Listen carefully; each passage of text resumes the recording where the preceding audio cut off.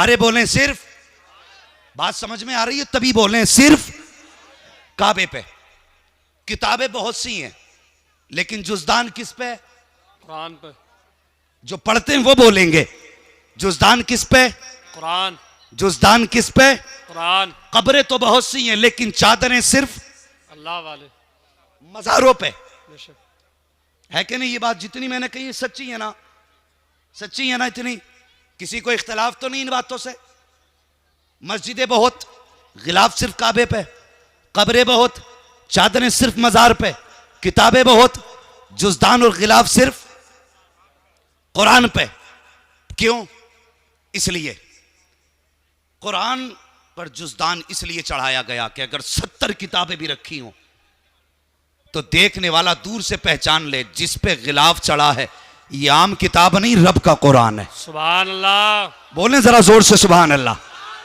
जिस पे गिलाफ चढ़ा है ये रब का कुरान है, ये रब का कलाम है।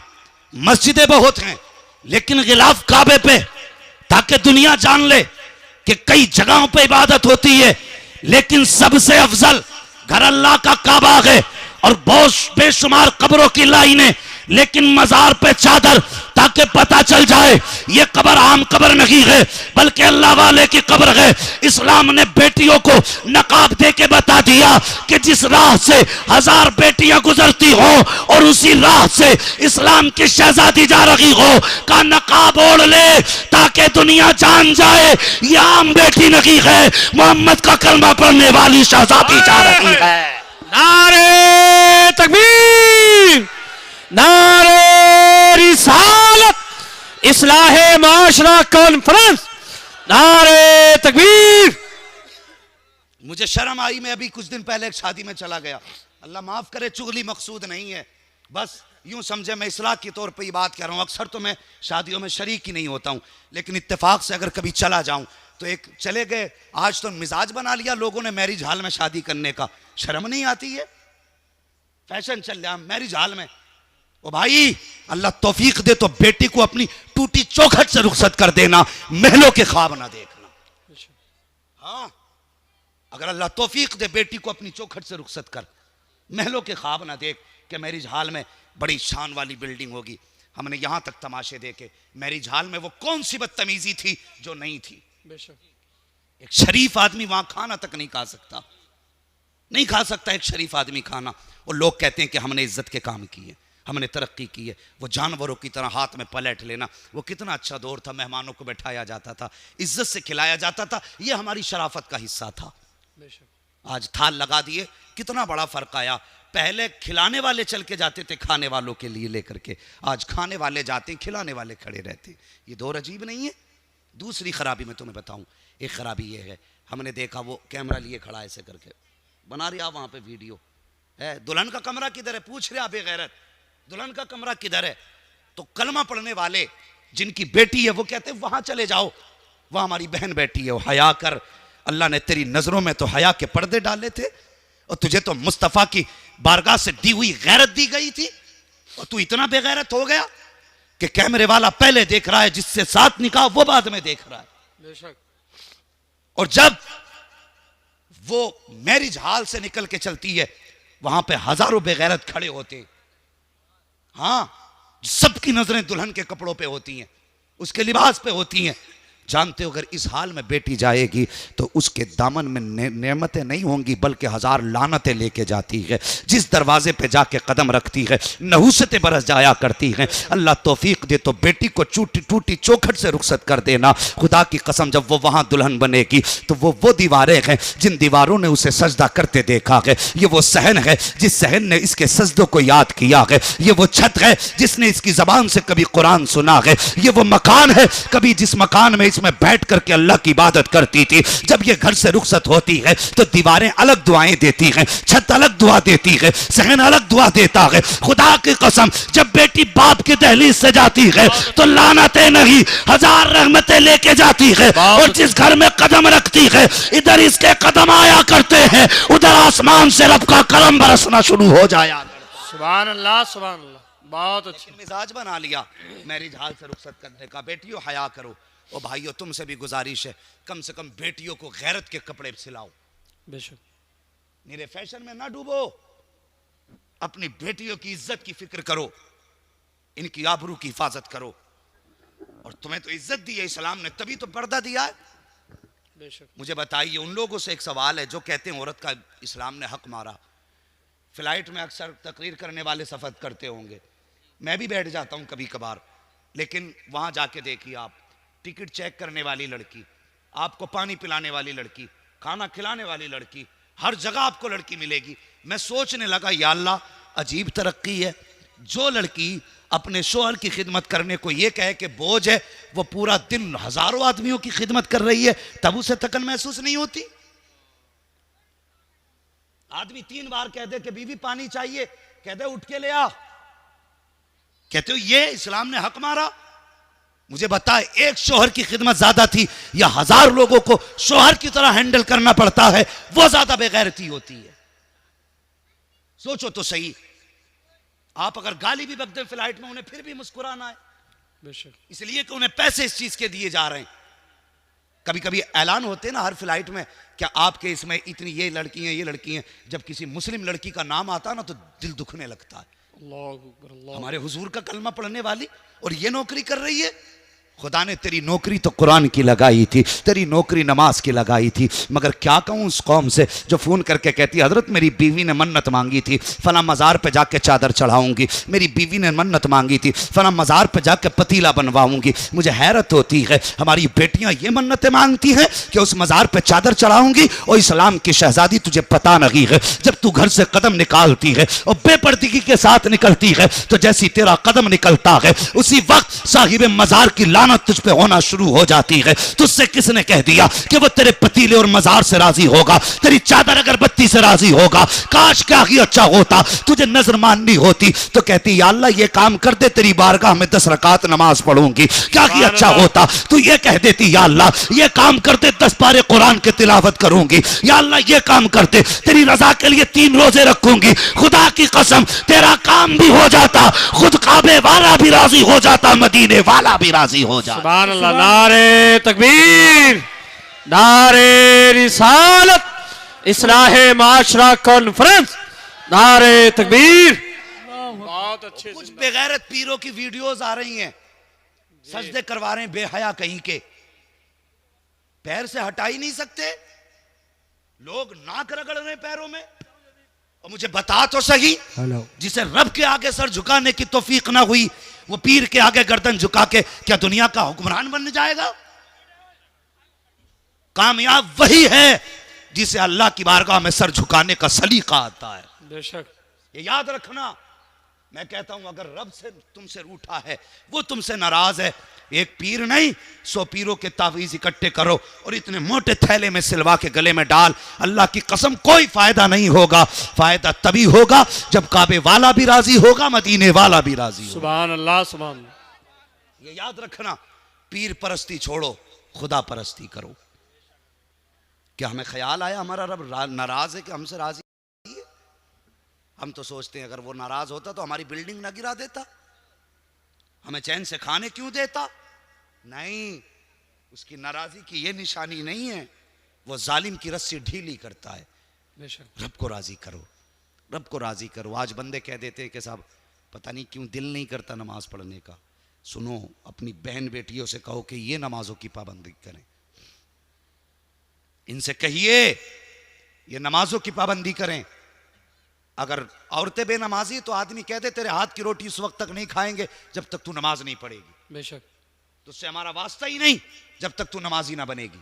और अगर शोहर बेनमाजी है, औरत कह दे खाना बाद में बना के खिलाएंगे, पहले नमाज पढ़ के दिखा। हम नहीं जानिए किसी की छूट जाए। पीर से तो आदमी एक बार इख्तलाफ राय कर लेगा, बीवी से नहीं कर सकता। या कर लेगा, रोटी बंद, नहीं मानी तो। ये सारी चीजें ज़हन में रखें। औरत का कितना बड़ा किरदार होता है। मेरे गौसे पाक रज़ी अल्लाह ताला अन्हु, माँ ने वादा लिया था, अब्दुल कादिर झूठ नहीं बोलना है, माँ नहीं बोलूंगा। चोरों ने, डाकू ने पकड़ लिया, पैसे ले लिए, झूठ क्यों नहीं बोला? कहने लगा मैंने माँ से वादा किया था। आज 1000 वादे ले लो, बंदा सुनने ही तैयार नहीं है, कतई बिल्कुल सुनने तैयार नहीं। मैं कहता हूँ सुनो, एक वो खातून थी ना, उसने मौलवियों से सुना कि मर्द की कामयाबी में औरत का हाथ होता है। उसका शौहर इतना बड़ा नमाजी था कि कभी उसकी 7 टाइम से कम नमाज ही नहीं होती थी। चाश्त, इशराक, तहज्जुद जितनी मिलती थी सब पढ़ता था। एक दिन सोचने लगी मैं देखूंगी क्या ये बात सच है कि झूठ है कि मर्द की कामयाबी में औरत का हाथ है। उसने एक दिन पूरे दिन नमाज ही नहीं पढ़ी, औरत ने नमाज ही नहीं पढ़ी। अगले दिन जब फजर का वक्त आया ना तो जाके देखा शौहर भी फजर में सो रहा था। उसने जाके शौहर को उठाया, उठते नहीं सूरज निकल आया। उसने कहा आज मुझे ना उठा, अब मैं जिंदा ही नहीं हूं, मैं तो मर चुका हूं। कहा क्या हुआ? कहा मेरी फजर की नमाज कज़ा हो गई, अब मुझे अल्लाह की नेमत खाने का ही हक नहीं, मेरी फजर की छूट गई। उसने इतनी बात कही ना, औरत की चीख निकल गई, रो के कहने लगी कसूर तेरा नहीं कसूर मेरा है। कहा क्या हुआ? कहा कसूर ये है कि मैंने सुना था कि वो मर्द की कामयाबी में औरत का हाथ होता है, तेरी नमाजें बड़ी पक्की थी, मैंने सोचा आज मैं छोड़ के देखती हूँ मेरा शौहर नमाजी रहेगा कि नहीं। कहा मैंने 5 वक्त की नमाज छोड़ी और तुझे बेनमाजी हाथों से रोटी बना के खिला दी, तूने एक रोटी खाई, उस एक रोटी का असर है कि तेरी फजर की नमाज छूट गई। मुझे बता अगर औरत 5 वक्त छोड़ दे तो शौहर की फजर की छूट जाती है, अगर वो औरत जो पढ़ती ना हो और उसके हाथ की रोटी खाई जाए तो फिर नूर और दीन की बरकतें कहाँ रह जाएंगी। इन्हें समझाइए, इनसे कहिए रोटी बाद में बना, पहले बिस्मिल्लाह पढ़, खाना बाद में खिला, पहले मुस्तफ़ा पे दरूद पढ़। कोई ज्यादा बड़ा तो काम नहीं दरूद पढ़ना, बिस्मिल्लाह भी छोटा सा काम है, लेकिन आदत बनाएं बच्चों की, मेहरबानी करें, इन्हें पर्दे की तलकीन करें। नबी की बेटी सैयदा फातिमा, जब पता चला ना मेरे बाप गार में हैं, सुने आपने वो 72 पैबंद, 70 पैबंद, 72 पैबंद, 17 पैबंद जो भी है, 17 पैबंद मानिए, वो चादर आपने डाली और डाल के जब घर से निकली दाएं बाएं औरतें थी, अकेली नहीं गई थी, औरतों की झुरमुट में गई। और जब वो गार के दरवाजे पे पहुंची सारे सहाबा बाहर आ गए, हुजूर की बेटी अकेली अंदर गई और जाने के बाद बैठ गई, बाप के कदमों पे हाथ रख के कहने लगी बाबा लौट चलिए, बाबा लौट चलिए। हुजूर ने फरमाया फातिमा आज मेरा और मेरी उम्मत का मामला आ गया है। कहा नहीं जाएंगे बाबा? कहा नहीं, उस वक्त तक नहीं जाऊंगा जब तक मेरी उम्मत के हक में कोई हतमी फैसला नहीं आ जाता है। सैयदा फातिमा तो ज़हरा की चीख निकल गई, रो के कहने लगी बाबा आपके बगैर मदीना अच्छा नहीं लगता है, हसनैन करीमैन भी परेशान रहते हैं। अल्लाह अकबर, लौट चले बाबा। मेरे हुजूर ने फरमाया था फातिमा आज मेरा और मेरी उम्मत का मामला है, आज मुझसे ज़िद ना करो। अल्लाह अकबर, अभी इतनी बात कही थी कि हज़रत फातिमा तो ज़हरा ने एक खातून के ज़रिए हज़रत अली को अंदर बुलाया। कहा अली, कहा जी जाओ अबू बकर से वादा लो। कहा कौन सा वादा? कि हुजूर की उम्मत में जितने बूढ़े दुनिया से रुखसत होंगे वादा करें उस वक्त तक अबू बकर जन्नत में नहीं जाएंगे जब तक बूढ़े बख्शे नहीं जाएंगे। कहा ठीक है। हजरत अली ने वादा लिया, फिर हजरत अली से हजरत फातिमा ने वादा लिया, तुम ये वादा लो कि उस वक्त तक जन्नत में नहीं जाओगे जब तक सारे जवान जन्नत में नहीं जाएंगे। हजरत अली ने ये वादा किया। कहा हुजूर अब तो सजदे से सर उठाइए। मेरे हुजूर फरमाते हैं फातिमा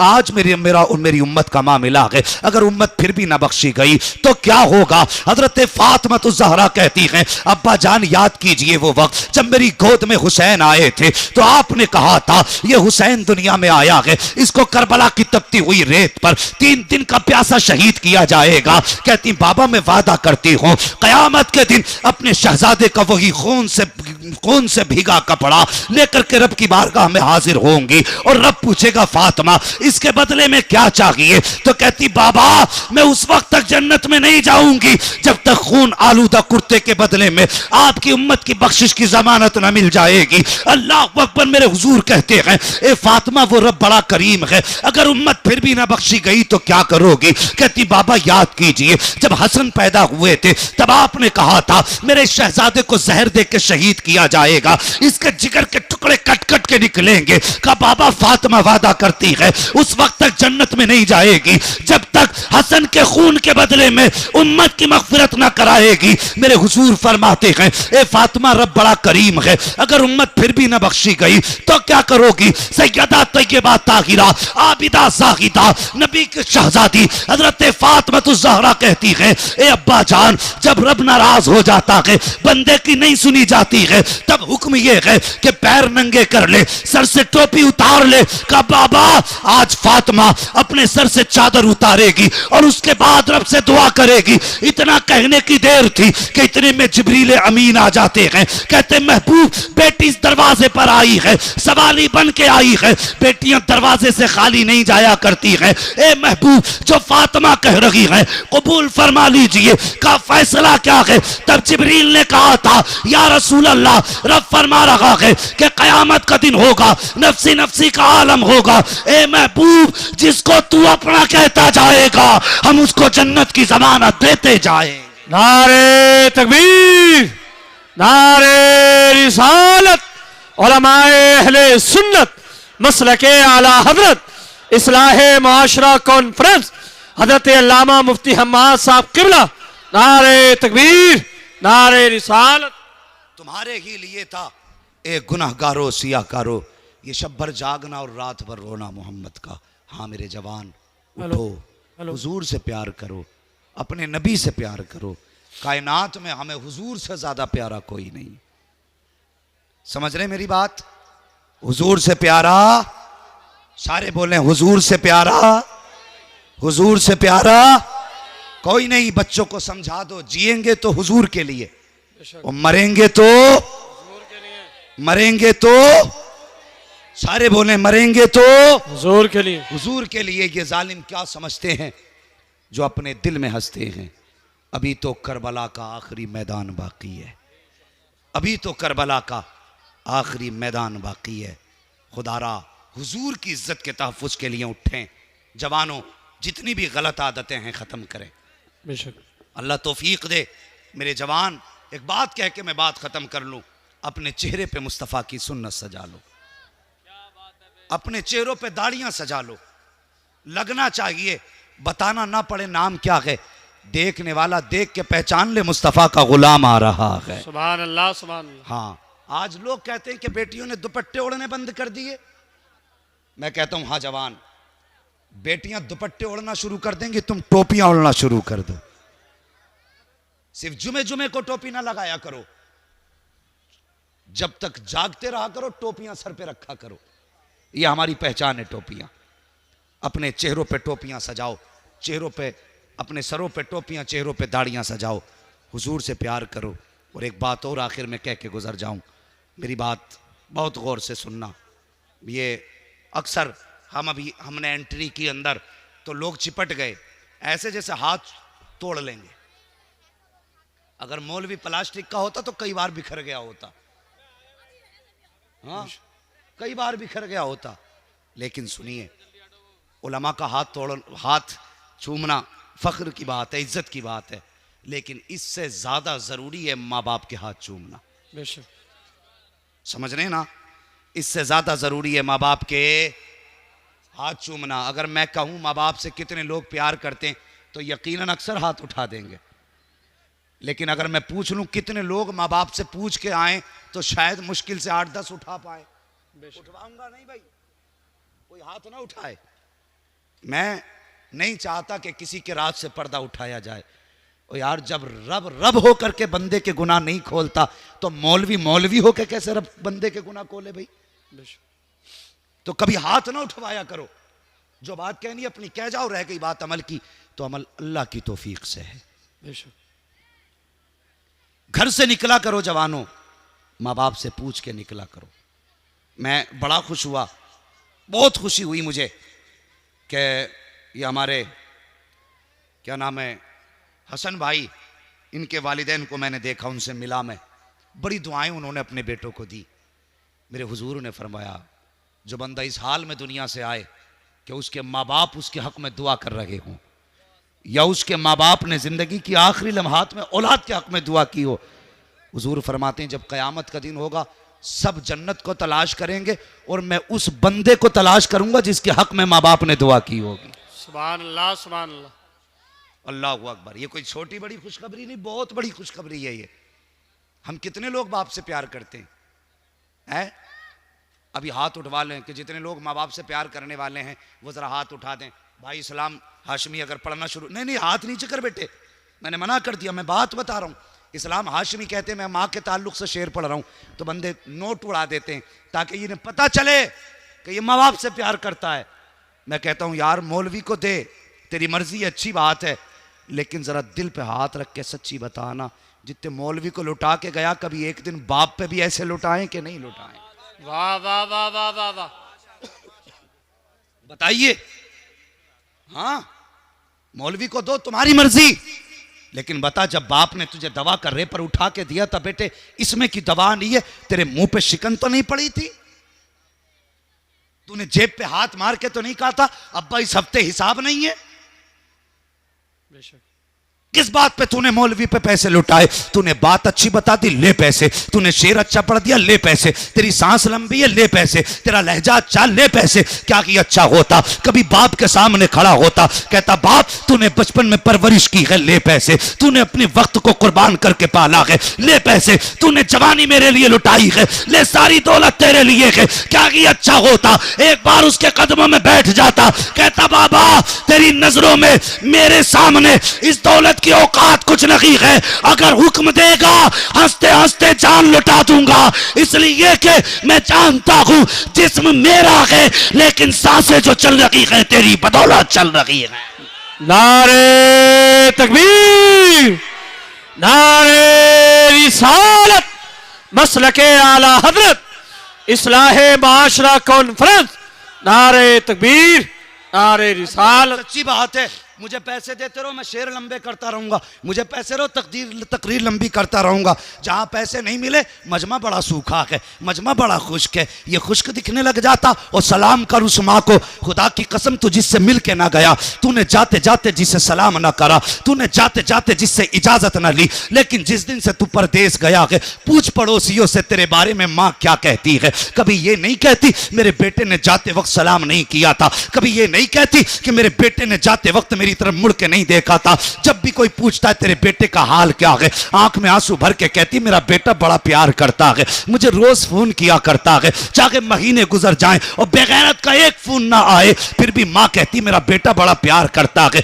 बड़ी कुर्बानी देता है, जितने कमाता कहता माँ तेरे लिए है। और यार ये माँ है तेरे बगैर दिए तेरी तारीफ कर रही है, तूने दिल दुखाया है फिर भी तुझसे नाता नहीं तोड़ा है। और यार हम पे लुटने से क्या फायदा, हम पे मरने से क्या फायदा, अगर मरना है तो कभी माँ के कदमों पे मर के दे, अगर मरना है तो कभी बाप के सफेद बालों पे मर के दे। खुदा की कसम ये जब हाथ उठाएंगे इतना देंगे, इतना देंगे, एक पुश्त नहीं तेरी 7 पुश्तों का रब के करम से गुजारा हो जाए। सुभान अल्लाह, सुभान अल्लाह। दर्द होता हमें, तकलीफ होती है।